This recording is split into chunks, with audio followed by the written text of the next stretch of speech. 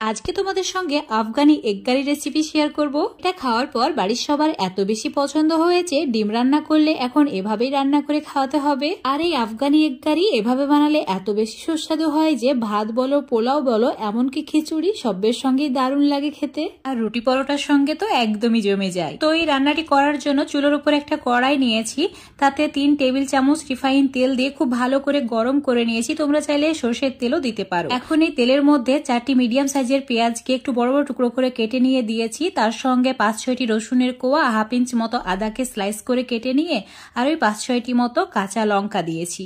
এখন হালকা গোল্ডেন করে ভেজে নিতে হবে, খুব বেশি লালচে করা যাবে না, ঠিক এরকম গোল্ডেন করে ভেজে নিয়ে একটা মিক্সচার জারের মধ্যে তুলে নিয়ে ঠান্ডা করে নিতে হবে। আমি এখানে 6টি মতো সেদ্ধ ডিম নিয়েছি। তোমরা ডিমের পরিমাণটা নিজেদের প্রয়োজন বুঝে বাড়িয়ে বা কমিয়ে নিতে পারো। এবার এই সেদ্ধ ডিমগুলোকে একটা ছুরির সাহায্যে এভাবে কেটে নিতে হবে, তাতে করে খুব ভালোভাবে ভিতরে মশলাগুলো ঢুকবে আর ডিমটা খেতেও ভালো লাগবে। এবার যে কড়াইয়ে পেঁয়াজ ভেজে নিয়েছিলাম সেই কড়াইয়ে তেল ছিল, তো তাতে আরো 1 টেবিল চামচ মতো তেল অ্যাড করে এতে সামান্য পরিমাণে নুন দিয়েছি। তারপর তেলটা খুব ভালো করে গরম হয়ে গেলে ডিমগুলোকে দিয়ে দিতে হবে। আর ডিমের কালার যখন এরকম গোল্ডেন হয়ে যাবে তখন দিয়ে দিতে হবে সামান্য পরিমাণে হলুদ আর কাশ্মীরি লঙ্কার গুঁড়ো। তারপর খুব ভালো করে ভেজে নিতে হবে। চুলোর ফ্লেমটা এই সময় একদম কমিয়ে দিতে হবে। লো ফ্লেমে ওই 1 মিনিট মতো ভেজে নিয়েছি। তো খুব সুন্দর একটা কালার চলে এসেছে। ঝান্নার সাহায্যে এখন এই ডিমগুলোকে তুলে প্লেটের মধ্যে রেখে দিচ্ছি। আর এদিকে যে পেঁয়াজটা ভেজে রেখেছিলাম সেটা সম্পূর্ণ ঠান্ডা হয়ে গেছে। তো 1 মুঠি ধনে পাতা অ্যাড করে তাতে সামান্য জল দিয়ে একদম মসৃণ করে একটা পেস্ট বানিয়ে নিচ্ছি। আর ডিম ভাজার পর কড়াইয়ে যে তেলটুকু রয়ে গেছে তাতেই রান্নাটি করে নেব। তো এই তেলের মধ্যে হাফ চামচ গোটা জিরে, কয়েকটি গোলমরিচ, তার সঙ্গে 2টি এলাচ আর দারচিনি দিয়েছি। হালকা একটু ভেজে নিতে হবে। তারপর যে পেস্টটা করে রেখেছিলাম সেটা সম্পূর্ণ দিয়ে দেওয়ার পর একটু সময় নিয়ে কষিয়ে নিতে হবে।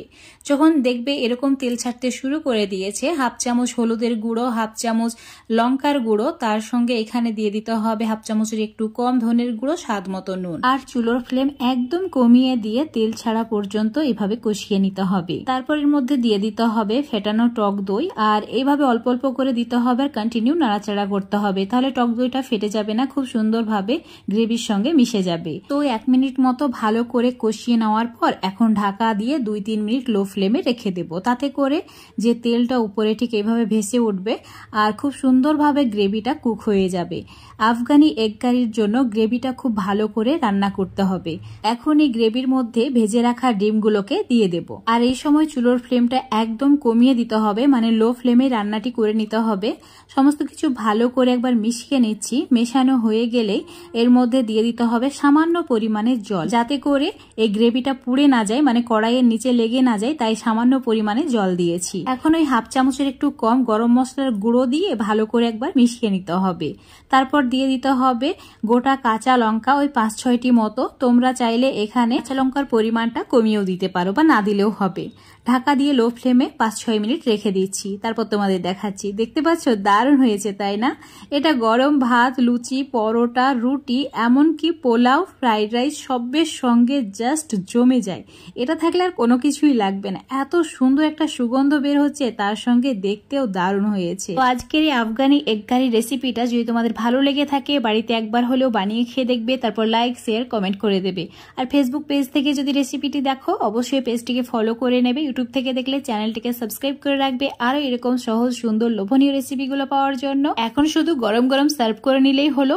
এটা দেখার পর তোমাদের দাদা তো মহা খুশি হয়ে গেছে আর বলে দিয়েছে 4টে পরোটা বেশি বানিয়ে দিতে। বোঝো কি অবস্থা, তার তো অনেক পছন্দ এই রেসিপিটা। তো বন্ধুরা দেরি না করে তোমরাও একবার ট্রাই করে দেখবে।